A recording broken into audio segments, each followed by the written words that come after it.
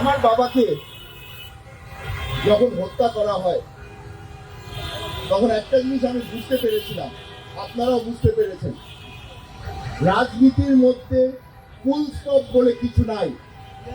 আজকে অনেক জায়গা থেকে দেখলাম অনেক ধরনের ভাষণের পরে বলা হচ্ছে এটাই বলে গেলাম ফুল স্টপ।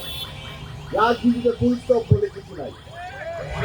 সালাউদ্দিন কাদের চৌধুরীকে যেদিন হত্যা করা হলো, শেখ হাসিনা মনে করেছিল সালাউদ্দিন কাদের চৌধুরীর রাজনীতিতে আজকে হয়ে গেল ফুল স্টপ। 2025 সাল চলছে, সালাউদ্দিন কাদের চৌধুরীর রাজনীতিকে আমি এগিয়ে নিয়ে যাচ্ছি। ফুল স্টপের পরে আমি এসেছি, ফুল স্টপের পরে আপনারা এসেছেন আজকে বিচার চাওয়ার জন্য। আপনাদের মাথায় রাখতে হবে যে বাংলাদেশের রাজনীতি প্রতিদিন চেঞ্জ হতে থাকে। আপনাদের সচেতন হতে হবে, আপনাদের মাথায় রাখতে হবে যে আজকে যারা আপনার বন্ধু, কালকে হয়তো তারা আপনার বন্ধু থাকবে না। সবাই নিজেদের রাজনৈতিক ফায়দা নিতে চায়। এখানে যখন গণজাগরণ মঞ্চ হয়েছিল তখন কত মানুষ ছিল, বলেছিল এই গণজাগরণ মঞ্চকে আমরা সমর্থন দিই। আজকে তারা কোথায়?